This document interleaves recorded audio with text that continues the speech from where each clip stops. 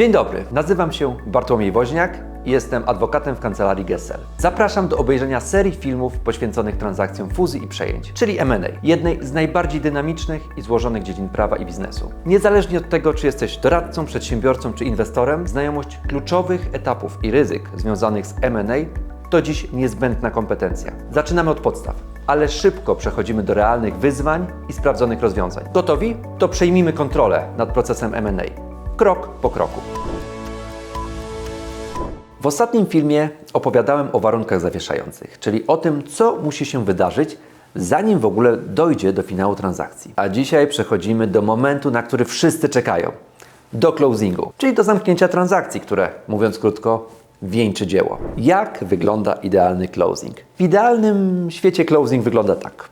Strony spotykają się w biurze doradcy prawnego. Wszyscy są na czas. Dokumenty są przygotowane. Szybko podpisujemy ostatnie papiery, kupujący zleca przelew ceny i jeśli wszystko idzie zgodnie z planem, to około południa sprzedający mają pieniądze na koncie, formalna część zamknięcia się kończy i można odetchnąć. Całość zwykle trwa od 1 do 3 godzin. Ale uwaga, jeśli transakcja jest bardziej skomplikowana, serio, warto zarezerwować sobie cały dzień, bo closing potrafi się rozciągnąć. I to bardzo. Co trzeba sprawdzić, żeby closing poszedł gładko? Żeby nie zamienił się w chaos, nerwy i telefony w ostatniej chwili. Ja zawsze przed closingiem zadaję sobie kilka pytań. I Tobie też to polecam. Po pierwsze, czy wiemy, jak dokładnie dojdzie do przejścia udziałów albo akcji? Closing jest po to, żeby przenieść tytuł prawny do udziałów lub akcji. I teraz najważniejsze. Umowa, czyli SPA, powinna maksymalnie dokładnie opisywać, jak wygląda procedura przeniesienia, jakie są formalności, jakie kroki robią strony i kiedy dokładnie następuje przejście tytułu. Bo strony muszą mieć 100% pewności, że udziały już przeszły i w którym momencie to się stało. To nie może być mniej więcej albo chyba. Czy wiemy, kto za co odpowiada?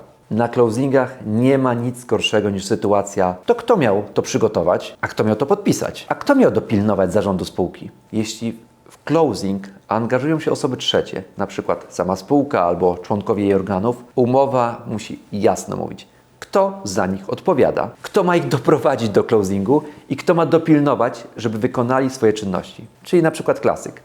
Sprzedający spowoduje, że zarząd spółki złoży rezygnację. Czy wiemy, co dokładnie mamy podpisać? PSPA powinien zawierać wzory dokumentów closingowych.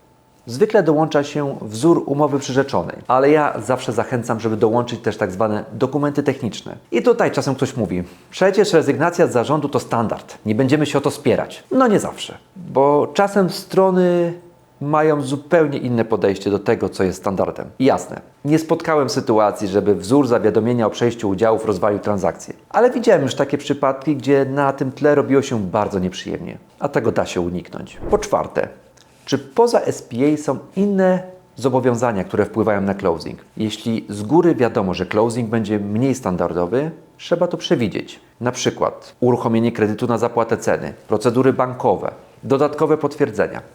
Jakieś techniczne kroki po drodze.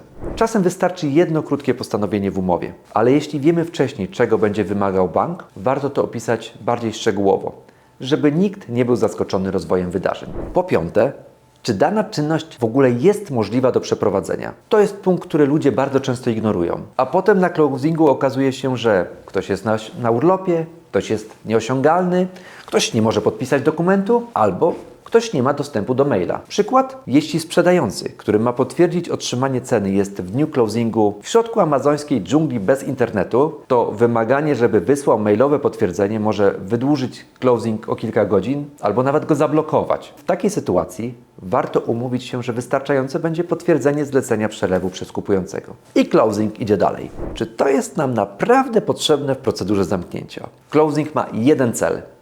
Przenieść tytuł prawny do udziałów lub akcji na kupującego. I postanowienia dotyczące closingu powinny dotyczyć tylko tego, co jest z tym bezpośrednio związane. Nie ma sensu zaśmiecać tej procedury rzeczami typu wspólne zdjęcie po closingu, jakieś poboczne ustalenia, rzeczy, które i tak muszą być zrobione wcześniej. A najgorsze, co można zrobić, to wrzucić do closingu czynność, która jest tak naprawdę nowym warunkiem zawieszającym. Na przykład doręczenie zgody banku na transakcję. Closing ma być finałem, a nie kolejnym etapem negocjacji. I na koniec pytanie najważniejsze.